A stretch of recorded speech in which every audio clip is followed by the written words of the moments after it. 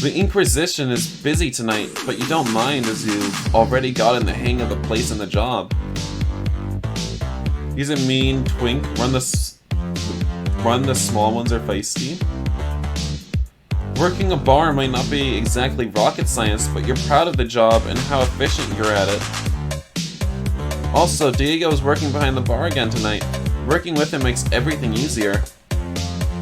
You really look forward to your chatting between completing your tasks in the bar. So how come you're only helping with the bar, but I see you working full shifts here every night? Well, I told you, our bartender is quite flaky. So I have to fill in for him when he's not around. Detroit smashed that twink. Oh my god. But you're here all the time. It is what it is. So your bartender shows up whenever he feels like it? That's not very professional. Well, you can just keep working 2 jobs, or you can fire him and hire someone who will actually come to work when he's scheduled to. He must concoct a really mean cocktail for you to be enabling this kind of shenanigans. Why hire a new person when you have a boyfriend who can do it for free? But that's not the point. Maria thinks he's worth all the leeway she's giving him. When he's actually here, he has a way with people. People just tend to flock around him and beg for just the slightest attention from him. In this profession, that's quite the moneymaker. You feel a little taken back. The person that verbally tore you a new butthole back home is actually supposed to be a charming bartender that brings all the boys to the yard. Okay, maybe not just taken aback, but bitter as well. Is this a fancy way of saying he's hot and he attracts thirsty customers? Anyone can do that? You're already doing that? With a bartender who never shows up and keep the job, then I can feel safe? It almost sounds like you have a crush on him. Ha ha ha. How about the first one? Let's compliment him. Oops. But yeah, let's compliment him. Diego's visibly blushing again. I'm actually not a bad bartender, you know. It's your and Maria's choice to focus on my looks rather than my talents. Aww, he feels like we're just looking at him like a piece of meat. You did not expect to offend with your little flirty comment, which was already risky enough to begin with. You have to try and make it better somehow. Oh, sorry, that wasn't a backhanded compliment. I've worked a few shifts with you, and I can't tell you're not actually in the bartender business. I'm just saying Maria seems to focus on looks rather than work ethic or character. She does focus on character. That's why our bartender still has his job. Speaking about character, you're 2 days in this job and already critiquing your new boss on how she does business. Nice going. You can almost feel your foot making space to sit more comfortably in your mouth. Shit, I didn't mean to offend. I guess I'll have to wait and see him at work, and I'm sure I'll be as great as Maria says he is. Where is Maria anyway? She's out doing some late errands. Why? You decide it's a good time to mention Stefanos, and that on top of being unprofessional, he's also a difficult person to live with. Oh my god, we're just gonna bitch about Stefanos after that whole thing? It's honestly best not to low-key scare Diego off, which is why I believe choice 3 was better. Yeah, but Diego looks like he's totally in the closet, so he's probably gonna react well. I wanted to complain to her about the roommate I was assigned with and didn't even know about. Oh well. Diego trails off and never really finishes his sentence, instead focuses behind you. What's this? Whose heels is this on the ground? Is it over? You can hear a clicking of heels coming closer and closer in a fast yet relaxed manner. You turn around. It's the Inquisition's resident drag queen, Toxic. Oh, look at her. she's really working it. Beautiful. Yeah, she's getting it. Look at her. Hey, fags! Except you, Diego. You're adorable! You're sweet, like flowering arequipe. Is that a fruit or something? I don't know what arequipe is. I don't even know if I'm saying it right. And also straight, so I can't really call you a fag in any inclusive way. Well, he is not straight, honey. Come on. You know that. Hey, Toxic, you're late. Again. Hey, at least I showed up, bitch. And from the sound of it, I'm not late.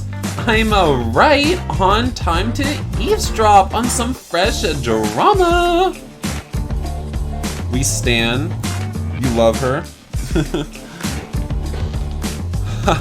I'm sorry you had to hear this. My name is Daddy's Pussy. Nice to meet you. Stop smiling while saying your name is Daddy's Pussy. It just seems wrong. You extend your hand and she grabs it and almost crushes it in a strong, manly grip. Nice to meet you too!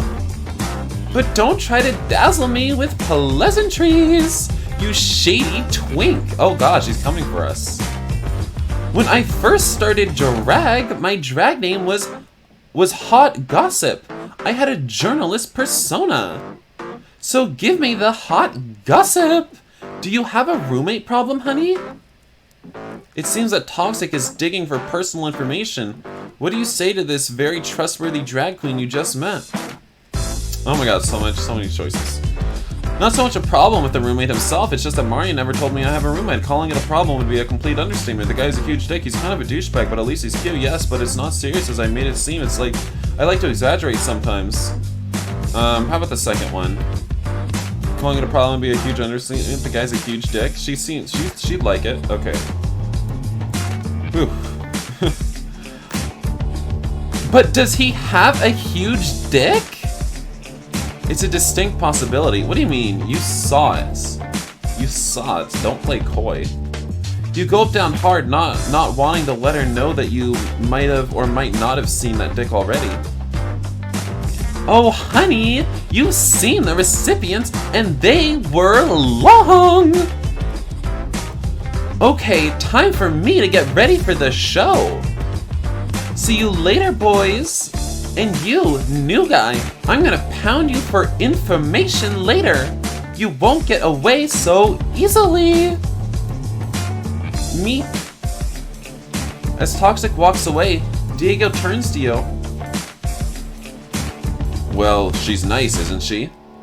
Yeah, for a drag queen, she's perfectly congenial. A few minutes later, which is a record time for a drag queen to prepare. Even if she came back to work in full drag in the first place, Toxic gets up on the stage and gives a hell of a show. Tonight's show is an ironic rendition of Julie Brown's Trapped in the Body of a White Girl. Soon the bar gets a lot more crowded than it was before. Arequipe or dulce de leche, Spanish for candy of milk, caramel. With most of the customers herding themselves towards the front so they can have a better view of the show. Toxic has a wig of a huge 80s hair on, her lip sync game is on point, and her choreography really makes everyone focus their attention only on her. There's not one patron chatting or flirting or texting on their phone when Toxic is up on that stage. Toxic's show finishes for now and she returns back to her personal space. Then Diego burdens you with a holy quest. Can you please take this cocktail to Toxic's dressing room? You know, I'm a little intimidated by her. She seems to really be looking forward to getting me all alone. He flashes you a knowing smile, and you're impressed by how his toothpaste commercial white teeth contrast to his olive skin. What is this? This isn't Diego talking. This is our inner monologue. What? It says Diego. Maybe you can just open the dressing room door, throw the cocktail in like a Molotov cocktail, and then scram. She looks kind of punk. I think she would actually appreciate it. Please try and make it quick. There's no other... please try and make it quick. There's no other server here tonight. And I'll only have minutes before people start accosting me for drinks. You take the cocktail in your hands and can't help but be drawn to it. This game looks strange and cheap. Wow. So harsh. It has an extremely red color, which makes all the crushed ice in there seem like rubies. It smells like tomato instead of strawberry or berries as you initially expected. The vibrant colors seem just right for a drag queen. Underneath the red froth and ice, you can whiff pure alcohol and a hint of spice maybe. You suddenly have the strong urge to taste or drink. But yeah, let's just... Okay. Take a sip out of curiosity. You bring the glass to your lips and you sip just a little bit out of professional curiosity. I like to think that we're doing this right in front of Diego, and he's just watching us taking a sip of her drink. I don't know. Your lips touch a spicy little pepper, probably thrown in as decoration. You take a sip. The taste of tequila immediately attacks your buds. The aftertaste is tomato and very strong spicy pepper, which starts burning you up inside. You attempt to drink some more to wash away the burn, then recall that's where the burn originated. And now the froth of the top of the drink is obviously broken. It's pretty obvious someone drank from it. Who cares? I'm sure Toxic won't notice or mind. I'm gonna do that one. You shrug and knock on the dressing room door. Here goes nothing.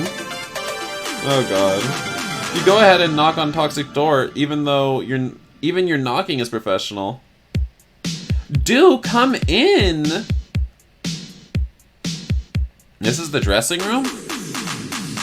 Alright. Toxic's dressing room is more like a dressing walk-in closet. But you shouldn't expect anything more from a timid, independent business like the Inquisition. Wow, this place is small, no offense. Girl, now you see why I have to come in here almost in full drag. You leave the drink on her IKEA salvage desk in front of the small IKEA mirror. She doesn't even pay attention to it. You feel a little more respect for her now that you've seen the kind of show she can pull off. Despite the circumstances under which she has to work. That makes you open up a little more around her, which could possibly be a mistake. So you have to get fully dressed up at home and then walk here? Bitch, Toxic don't walk! I just hail a cab to get to work! I have a few regular drivers. They don't even look twice when they get a drag queen in their taxi. This island is pretty gay friendly, isn't it? I mean, getting around in drag shouldn't be an issue anyway. Oh no, that's not an issue at all. This is a no bullshit island. There are almost no bigots here, and the very little I might encounter, they meet with the wrong end of my high heels. Your new best friend Spinal is here? Who is Spinal? Which, by the way, is why I just order a cab. I'm not gonna commute on foot with these heels. And putting on sneakers would just destroy the entire ensemble. You know what I mean? I've never in my life tried on heels, so I wouldn't know. Well, if you're ever in the need for a drag mother, you know where to find me. See, her smile is cute, but her character's smile is terrifying. But, oh, our character's smile is terrifying. Yeah, it's true.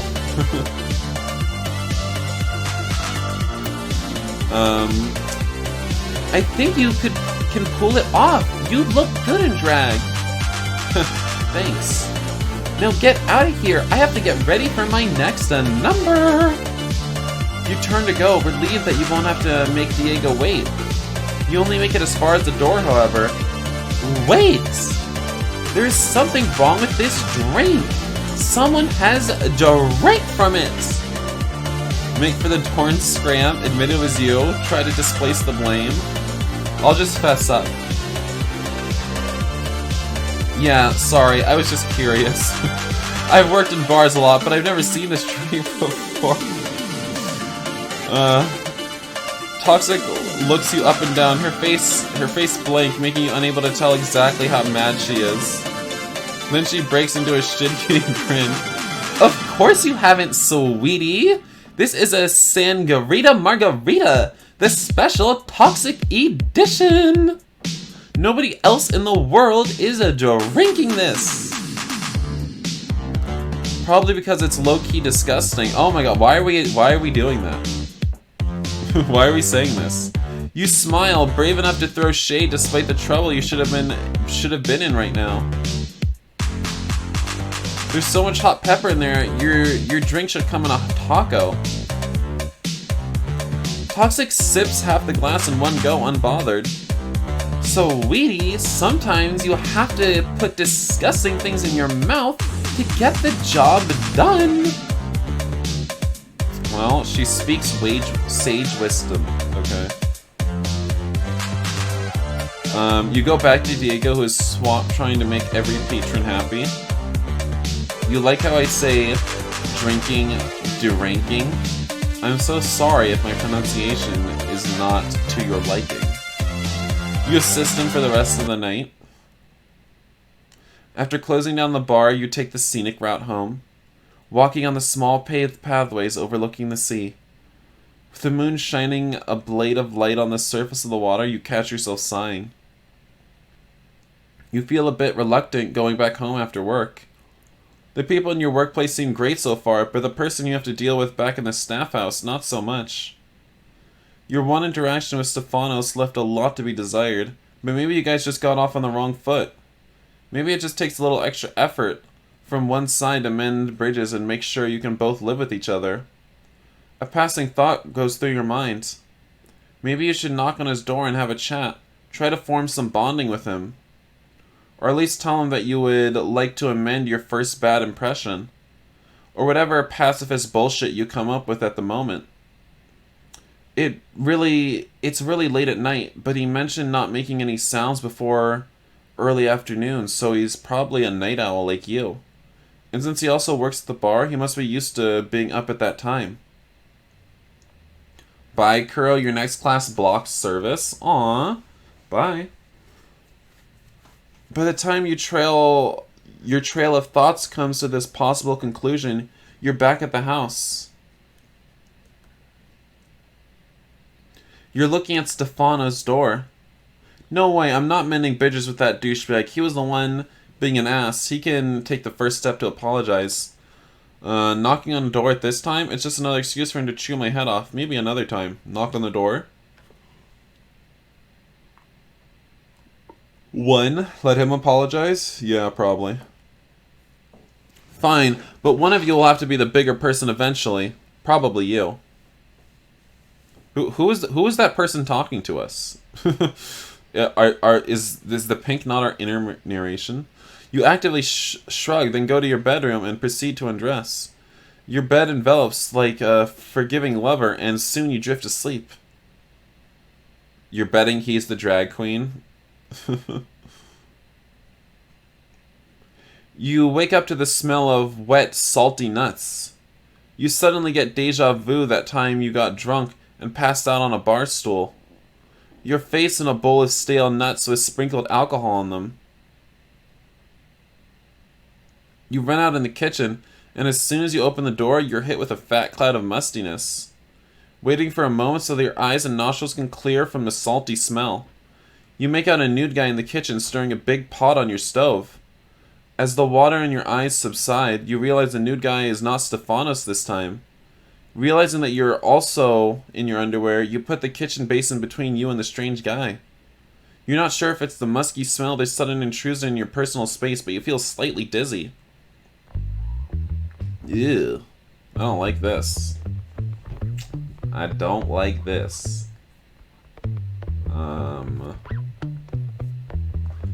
Hello there. Good morning. Would you like some breakfast? Who the hell are you? Hey, be nice to my guests. That's a rule I forgot to mention. Can we all put on something more than our underwear? What the hell? You look above and you see Stefanos hanging out, reading a book and slurping some frothy coffee with a straw. Well, perched on the kitchen counter.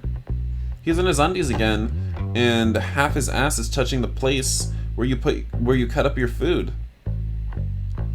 Hey, Rumi, do you want some breakfast? Bennett here is making a breakfast bowl. It's Benito, actually. What? My name's Benito, not Bennett. Congratulations, I don't care. Stefanos turns to you. Breakfast, yes or no? What, is he boiling? It's cashew nuts. Why is a stranger boiling cashew nuts in our kitchen in his underwear? Frying them or roasting them is too fattening. Also, boiling them can break them apart faster, and we can make cream out of them. What is he doing with his eyes? Look at his eyes. Look at Benito's eyes. What if we throw some spicy peppers in there to give the cream an edge? I have some habaneros in the fridge. Sorry, no. I like habaneros. Can you blame me for trying? This cashew's cream needs to be pure cashew, otherwise it won't work. One eye is bigger than the other. As the two guys argue over how to cook their breakfast, you grow more and more aware of them being in their tight, tiny underwear. Are these guys supposed to be best bros? Perhaps you just walked in on them in post-coital morning bliss. Their undies leave very little to the imagination, and your eyes can't help but go lower. Come on, they're both kind of gross. Look at Stefano's body, look at Benito's body, look into their eyes, you perv. I don't want to look into Benito's body no matter what. He's kind of yucky, right guys? I don't know. He looks like old Justin Bieber posing like he's in 2010. 3? Okay, it seems like 3 it is. You force yourself not to gaze onto their exposed skin. You wouldn't want to get caught doing that so soon after meeting them. You look at their faces instead as they argue over something stupid like the cashew nuts' umami flavor. Benito looks like a local Santa Locura guy. His facial features are symmetrical. His button nose is cute and his brows are thick, just how they should be. He has the perfect face to make a hot bear when he grows up a little. Your inquiring gaze then switches to Stefanos. Wait, when who grows up a little? Are we talking about Benito? He already seems kind of old. He's at least in his 40s, beyond, I'd say. He's beyond his 40s. What do you mean when he grows up a little? How much older do you want him to be?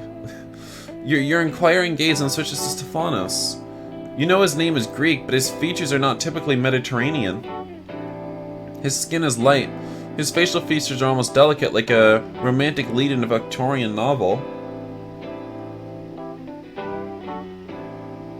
His eyes are ice blue, a color cold and mysterious and full of underlying disdain, even when he smiles at you. Just like he's doing right now. Take a picture, Rumi. It'll last longer. Shit. Sorry, I wasn't staring at you. I was just staring into nothing, and you happen to be standing in the way. I tend to do that a lot, standing in front of a nothing. He takes a step and stands in front of you, stressing his point. Anyway, nut cream. Doesn't it sound fucking delicious? Sure. You're actually quite surprised that he seems almost friendly towards you today. So you decide to take him up on what seems like a peace offering. I'll have a little bit of that, but just a tiny bit. You look at Stefanos, his trick and the thing he's cooking with hesitation. That thing is not looking edible. Nuts are supposed to be crunchy, not creamy. You're pretty sure it's about 24 cashew nuts per one bite of fruit. Stefanos is looking at you from his high position, his eyes almost showing disdain. Rumi? Yes? Go put something on you. You're embarrassing me in front of my guest. Your guest is basically naked. Well, it's not like this is his house and he has a closet full of shit to wear. Unlike you. You give him your best side-eye, and suddenly you're unsure of if going with the flow and accepting his food was actually the best way to go. You slowly back out towards your room. You close the door behind you and start thinking of an excuse to avoid eating that nutty bowl of breakfast. Your phone rings. You see Maria's name on the screen. No, you don't. You see her number. I guess. Have you memorized her number? You don't see her name. I'll tell you that right now. Hi, Maria. Hi, sweetie. Do you mind stepping out of the house? I need a little favor from you. Why is our boss calling us outside work hours at home? Well, you were looking for an excuse and now you have one. Should we leave, guys? I'm kind of not into Benito. I don't want to be with him anymore. He's kind of creepy. Anything you want, boss? Okay. We'll probably be able to get with, what's his name? Damien? That's not his name. That's whatever our boss's girlfriend is. Devin? I mean, our boss's boyfriend, not girlfriend. Alright, so Diego. Alright, so Diego closed the bar last night and actually forgot his keys inside. And I'm reading this in the wrong voice. So can you please go to the bar? Get his keys and take them to his day job? I'll text you the location. I already know where the bar is. I work there, remember? You little smartass! Why is she putting emoticons? Is this a call or is she texting us? Okay, I'll go, but I'm starting my shift the same time as Diego. I could just open the bar instead of him and let him in when he comes. His keys are in his backpack, basically. He left his entire backpack in the bar, the doofus. Sometimes I think he forgot his brain back in Venezuela. Anyway, he's going to need his backpack before coming for his shift, so... Say no more. I'll take care of it. Thank you, sweetie. I will owe you. You will? Your eyes shine with excitement, thinking of ways you can cash in on that favor that your new boss owes you. Do you mind if I get with your boyfriend? Do you mind a three-way? Maybe you can get rid of Stefanos if you're that kind of a person. Actually, it's Diego's fuck-up, so he can owe you. Ta for now. Oh, we don't even have to involve her then. Maria hangs up, leaving you with a perfect excuse to avoid your roommate and his breakfast plans. Seconds later, a message arrives on your phone giving you the exact location of Diego's day job. The logical thing to do is leave immediately, so that you can bring Diego his stuff as soon as possible. However, something in your gut tells you maybe you should take some time to make yourself more presentable. After all, you just woke up and you haven't even done your morning routine yet. No thanks to Stefanos and his one-off guest. Just leave, can't make Diego wait, do some basic maintenance, but don't be late. Go extra so that you can be pretty for Diego. We should be pretty for Diego. You step in the shower and proceed to take a very thorough bath using your fanciest body butter shower gel. The one with the bergamot and donkey milk flavor. You make sure you stay long enough under the hot water for your pores to open, and you scrub all your nooks and crannies with a very soft yet potent loofah. Soaked and vulnerable, you then take some time to trim your body hair and give them your preferred shape and length. Donkey milk flavor? Yeah, I don't know. Then you wash yourself with the loofah and fancy shower gel once more to clear all that cut and unwanted hair from your body. You hop out of the shower, dry yourself thoroughly with a fluffy towel, and attack your hair with a blow dryer until they have a fancy and dynamic shape with some assist from your favorite elite hair products. Then, since you don't have time to let your body dry out completely in a natural way, you use the blow dryer to dry even the places in your body that are hardest to reach. You know, if you put clothes on a less than completely dry body, your butt crack might smell slightly moldy later in the day. Nobody wants that. I don't think it'll smell moldy. You walk into your room and wait a little for your body to get it into room temperature, so that putting your fresh clothes on your warm skin won't be too much of a shock. Why are we so much description here? Once ready and primed, you put on your best pants, the tight jeans with extra snazzy belt, your best city walking shoes, and your favorite shirt, the one that makes your eyes pop. You throw a beautiful light jacket on top of everything, making sure it works with the rest of the outfit. We're gonna be late. I know, we've done a lot here. As you walk past your mirror, you look at yourself in the mirror and remember something that Coco Chanel once said. Before you leave the house, look in the mirror and take one thing off. Screw that bitch. What did she know anyway? You take a nice necklace with a cool silver eagle and put it on. You accessorize with your favorite brand watch. You exit the room and have a look at the kitchen. Stefanos and What's-His-Face are long gone. You look at your fancy watch. Only 65 minutes have gone by. I guess their breakfast offer was not so sincere. You leave the house slightly annoyed that they didn't wait for you. Not that you wanted their stupid nut cream anyway. Soon you find yourself in the Inquisition. You unlock the entrance and go right in. The bar is not so different during the daytime than it is during your working hours. Maybe it's the fact that there are no windows. So you need to turn on the same lights you use during nighttime so you can find your way in without bumping on any chairs. The moody artificial light shines through the windows and illuminates all the unused space. That during the night time is supposed to fit all these people standing up, drinking and dancing. Now it feels like some sort of abandoned storage space. You shake off the feeling quickly and get to look for Diego's backpack. What a dummy he must have been, leaving work without any of his stuff. How did he even get home without his keys? But he probably lives with his girlfriend and didn't need any keys to get in there. If he lives with Maria, then things must be pretty serious between the two of them. You're not sure why your trail of thought led to that conclusion, but this is not the time or place for you for analyzing Maria and Diego's relationship. You have to find that backpack. Where do you look for it? Maria's office? I don't know. You try to get into Maria's office. The door handle won't budge. It's apparently triple locked or something. That's probably a wise choice, having extra security for that room. Especially if they keep all the money earned during the night in there. Where do you look for it? The men's room?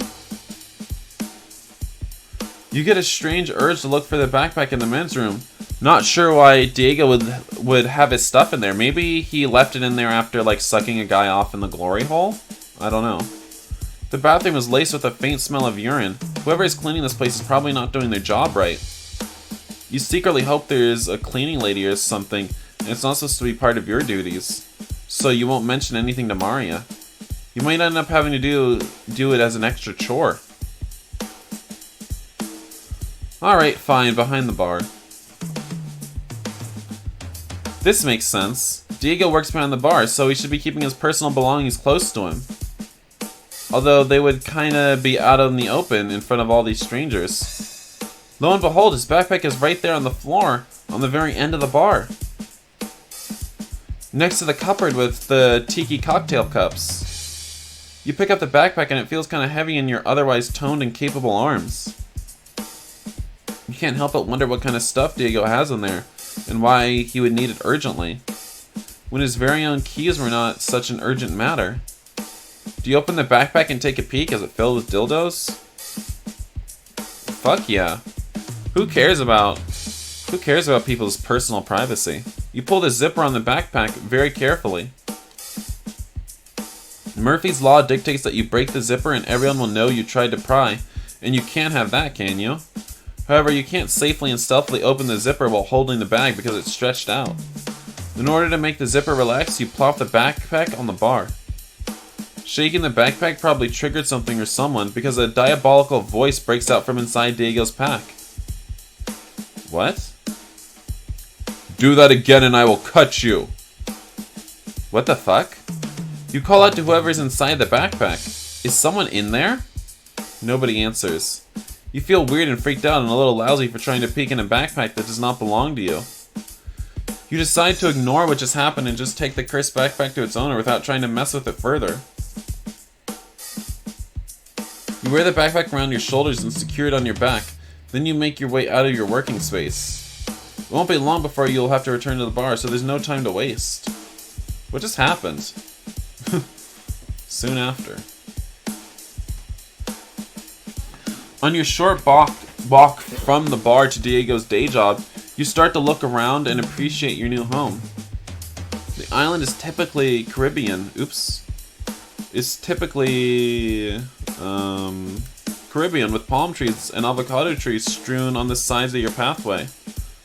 The sun is now fully risen directly on a 90-degree angle over you, signifying it's noon. You move a bit to the side to take advantage of the tree shade along your way. You can see the sea on the distance and white puffy clouds making cool designs close to the horizon. You make a promise to yourself to explore the island further when you can. You arrive at the address Maria texted you, where you find a rather nondescript car repair shop. The front of the shop is closed with the garage door pulled down, and you can see Diego standing outside. Dressed in some tight jeans that hug his legs and butt, and an oversized shirt covering his buff body. The shirt does not look oversized, it kind of looks like it's clinging to him, but okay. He's leaning against the garage door and looking at his watch nervously. He looks at your direction and throws his hands in the air. Finally, you're here. You've never seen him in a state that's less than pleasant or demure. This takes you back a little. I mean, thank you for doing this, but I've been waiting for ages. My drunk roommate hid my only pair of shoes and I had to knock on the entire neighborhood's doors to borrow another pair. Raccoon ate my keys and I had to go to the key shop before coming to help you. Gay people are like little girls. We need a lot of time to get pretty before we go out. I have no idea. Let's see. How about gay people are like girls? That's a very homophobic and sexist thing to say. All I meant to say is that I wanted to look pretty for you. Diego blushes a little, but manages to hide his reaction really well. You didn't have to. But that really doesn't matter now. I am late and I really have to go. Did you bring my backpack? You nod and hand him his backpack. He quickly relieves from your hands and places around his arms and on his back with one swift move. There you go. I'd be careful with it though, I think. Thank you. I have to go. I'll make it up to you another time. When you lived in Hawaii, you had an avocado tree in your backyard? I have an avocado tree in my backyard. Diego gives you a hasty hug and then runs towards the opposite direction. You feel a little bummed that you did all this work and he ended up just bailing. But on the other hand, you did take your sweet time getting here. He hugged me though. I'll take that.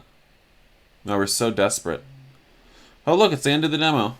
End of the demo. All men are pigs. You unlock the bad ending. Okay. Thanks. Go back and unlock different endings. How dare you? Kai Maki? I have no idea what that is. But look, these are the other guys we can get with. We can get with this guy, this executive daddy. We can get with this hairy guy. We can get with this Asian guy.